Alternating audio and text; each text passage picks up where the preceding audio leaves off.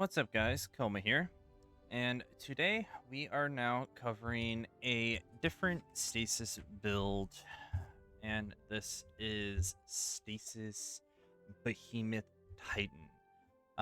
So for this build, we are kind of sticking with the typical go-to standard stasis builds that that I really enjoy doing instead of the whole mix it and prismatic.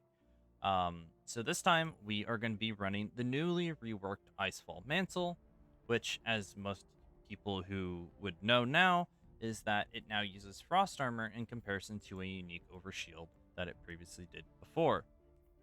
So now, while you have a Stasis super equipped, Rapid Stasis Final Blows grant Frost Armor, and you heal a small amount whenever you gain Frost Armor, replaces your class ability with a burst of stasis energy that freezes nearby combatants, slows nearby opponents, so that would be in PvP, and grants you increased frost armor. So the cool thing about Icefall Mantle is that, technically speaking, you don't even need Rhyme as far as I'm aware. So you can swap off Rhyme and you could throw on whatever else you want. And this will always give you 8 stacks in comparison to the default 5 that you can hold just by default. So with that in mind, looking over at the stasis setup we're running here, we're of course running Tectonic Harvest, and we're running the newly updated Diamond Lance. Diamond Lance has been updated where now if you slam it onto the ground, you will not only grant yourself 2 stacks of frost armor, but also any allies within the slam radius. So it's really nice just to have as a support option. And it can also shatter stasis frozen enemies and stasis crystals, and of course you can throw it too, so it'll shatter that way as well. Plus, we get 3 fragment slots from it, so we get plenty of slots to mess with. Of course, we're running Glacial Nade. It's the primary nade for Titan. The only thing I would really recommend here. Your barricade actually doesn't matter in this scenario because of 2 reasons. Well, maybe one is the main one, is that your Icefall Mantle will always overwrite your class cooldown. So I think by default, it's always the Towering Barricade cooldown, if not more. So do keep that in mind. Your resilience does affect it, but swapping off from, towering to rally has no difference. For fragments, we're running shards, rhyme, rending, fissures, and conduction. Shards is going to be increasing our grenade recharge rate when shattering crystals, which we'll be doing that quite often. Rhyme is going to increase duration and maximum stack of frost armor. So I believe this goes from 5 to 8 stacks, which is like a 33% damage reduction. And I think it bumps it up to like 12 seconds. I don't know what the default number is by default, but still relatively good. Again, you don't need to run this as long as you're running Icefall Mantle. Yeah, I'm just wearing it just for the sake of, convenience. You could definitely just replace it with, something like this, shattering a frozen target with a melee attack that grants a stack of frost armor, which I'll actually talk about this in a moment. This might actually be useful. I haven't tested it, but we'll see. Rending, primary ammo weapons deal increased damage to stasis crystals and frozen targets. This is kind of a must on stasis. Another must is fissures. Increase the damage and size of the burst of the stasis shatter of crystals or frozen targets. And Whisper of Conduction. Nearby stasis shards attract to your position. I have this on primarily for the resilience and the intellect boost, because as you can see, I'm running Resil, Discipline, and Intellect. So this is a nice little boost just in general. So, going on to weapons. In the gamepad, you'll be seeing me use Wicked Implement and Vesper Station Velocity Baton, this is a different roll than the typical one I rolled, but I wanted to test out something, and I'll talk about that in a moment. And a personal heavy of my choice. Some alternatives that you could do If you're looking for anti-barrier, because Wicked Implement doesn't allow anti-barrier and a scout, you can look at the brand new Live Fire World Drop weapon. So there's some cool ways that you can actually farm this out. So if you go over into your tonics and you have access to the new episodic stuff, you can access worldly weaponry, which at Ido, you can actually go to Ido and you can craft the kinetic worldly weaponry. So it's the legendary version, and you can actually farm out those weapons, or any kinetic weapon that drops from the worldly pool. So meaning that you can get this scout relatively easy, and you can get a role like Rhyme Stealer or Headstone. Again, as like the last two stasis builds that I've really done, I'm really highlighting Rhyme Stealer because it's just free, you know, frost armor, especially when it's ×2 and it's enhanced. Makes this gun an extremely nice addition to any stasis kit, especially at long range. The only downside is that Wicked Implement brings stasis shards to you thanks to Tithing Harvest. So destroying stasis crystal or rapid or landing precision final blows creates a stasis shard. And then that stasis shard will eventually overflow your magazine. And with the catalyst, also with the overflow, it also gets headstone.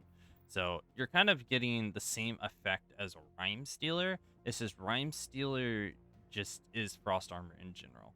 And again, fair judgment. This is also the brand new ritual weapon, so you can get this just by, completing a decent amount of stripes. Rhyme Stealer Headstone, or for PvP, Dynamic Soy Onslaught, whatever your personal choice is there.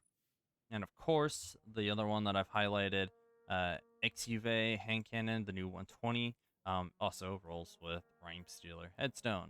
So we have a lot of stasis choices to roll here. And of course, you can always run Lost Signal, the stasis area denial frame from episode Echoes. Going into my, energy, I was running again Baton, and you might notice that yes, this roll actually has repulsor brace destabilizing rounds compared to my demo destabilizing, because I was testing the idea of having a void overshield over your frost armor. This isn't too necessary, but say if you do have your exotic slot open, you can throw on, something like Fair Judgment, for example, and I believe it's in my vaults. But if I go over in my vaults and I quickly scroll and scroll and scroll, you can throw on something like this Excalibur, which allows you to actually use your shield, and it actually grants you a void overshield, meaning that you're able to close the gap much easier. Once you actually have a overshield, you'll actually deal additional damage with the overshield. So not only will you have frost armor on top of it, but you'll have the overshield and be able to do more increased melee damage, and thus feeding into something such as fractures, and then whatever other chain that you really want to do. But for the sake of my convenience in the gameplay, you're going to see me run these two. And of course, whatever heavy of your personal choice, I was using Edge Transit. Going over into the artifact mods. So basic, typical stuff here. One with Frost, Wind Chill, Crystalline Converter, Armor of Aramis, Hail the Storm, Brain Freeze, and Serve the Cold. The two most important things here, unlike before, which it was typically Hail the Storm, for example, is now actually Crystalline Converter. Crystalline Converter is very important because for some unknown reason, and I'm not totally sure why, and my phone keeps going off, which is bothering me, is that Diamond Lances are considered a melee attack. I don't know why this is particularly the reason, but I've noticed that when you throw a Diamond Lance, it will sometimes spawn Stasis Crystals, but that is in turn because of Crystalline Converter, where it says gather Stasis Shards that gain stacks of Crystalline Converter. Your next powered Stasis melee hit creates Stasis Crystals equal to the number of stacks you have, which can pretty much always, I think it's always like 1 through 3, depending on how many stasis shards you pick up. And then Serve the Cold, actually picking up a stasis shard grants you class ability energy, which is going to allow you to use Icefall Mantle much more often than usual. Going over to mods, and of course, some of these might need to be changed, but most of them are looking okay here.